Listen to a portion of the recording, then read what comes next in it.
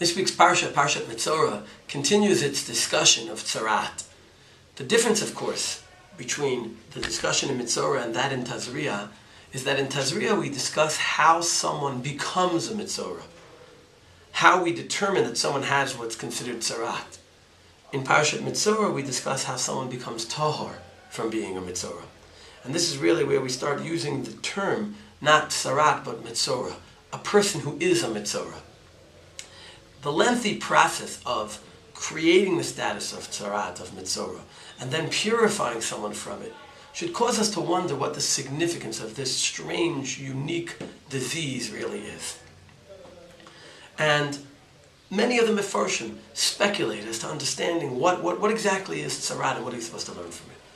There's a famous Ralbag who suggests that Surat is basically a disease, and that's why we separate him from the rest of the community, to keep him away from infecting other people.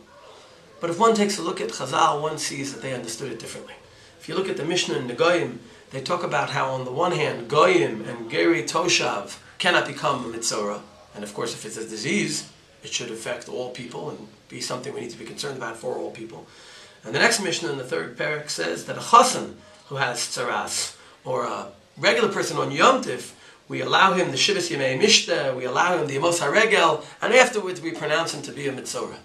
And here, obviously, if we're dealing with a disease, an infectious disease, the last thing we would do is delay treating it, and for sure allow him to be together with other people. And I think this is the reason, these Mishnayos, why Chazal assumed that Surat is more than just some natural disease, but connected to certain chatoyim, to certain problems that the person has.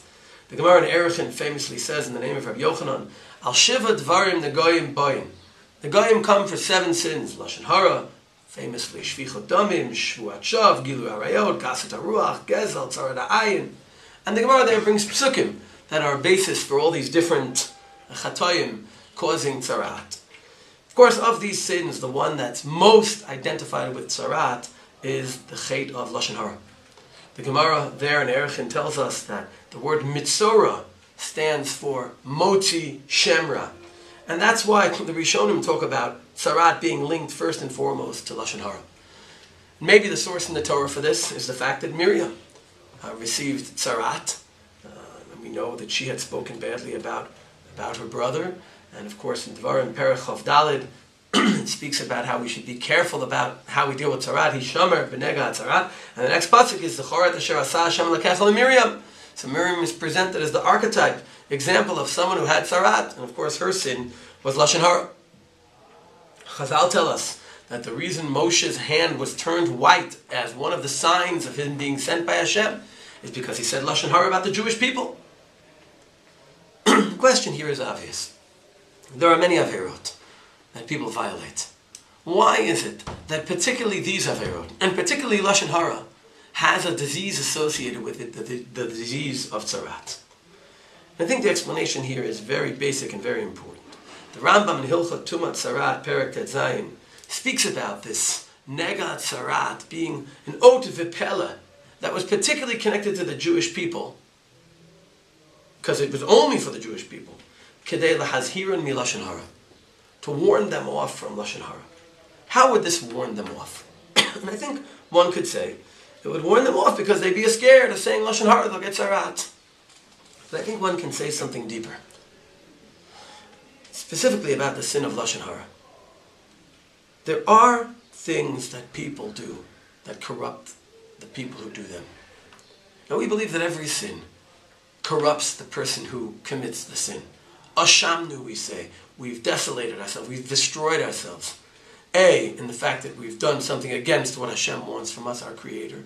And B, because the sin itself sullies us, which is why we need Tahara on Yom Kippur. But there are certain sins that can affect a person's personality, that can turn someone into something evil, dirty, and disgusting. Some of them are also the kind of things we don't appreciate because they're so subtle. Tzarat comes, according to the Gemara in Erechim, for the big sins like murder, but also for the subtle sins like Lashon Hara. That we should understand that when we speak badly about other people, our tongue is bad. There's something wrong with us. The Gemara in Erechim tells us that when a person speaks Lashon Hara, they burn themselves. The ears should burn of the one hearing it. 3 people are burned through the chet. Not only because of the implications that Lashon Hara can generate, but also because of the people impacted by it, and first and foremost, the people who are focused on negativity. And here there's of course a challenge for us to be sensitive to the implications of speaking badly about other people, for ourselves first and foremost, to understand how we are infecting ourselves, becoming sick.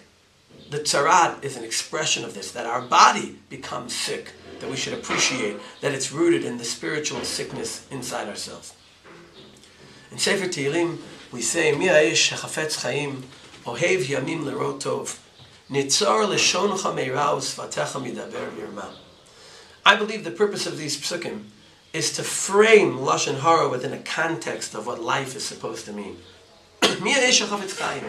Who is a person who desires life, the right kind of life? A person who wants that kind of life will achieve it by being ohev yomim, by loving every day he lives. And the way to love every day you live is lirot tov, to see the good that's around you every day. A person can wake up in the morning and see everything around them is bad, or wake up in the morning and see everything around them is good. The advice of Sefer Tehillim is, if you want that kind of life, nitzor leshoncha meirah u'svatecha midaber mirma. Because if you're speaking badly all the time, you can't possibly see the good and love every day. So the advice is, keep yourself from speaking badly, so that you can focus on the good and have a desirous life, and not be the opposite of someone who is infected, which expresses itself with Seurat. Let's learn from this about the small, subtle things that make the difference between a person who's a good person living a good life and a person who chas v'shalom is a sick person living a sad life. Shabbat Shalom.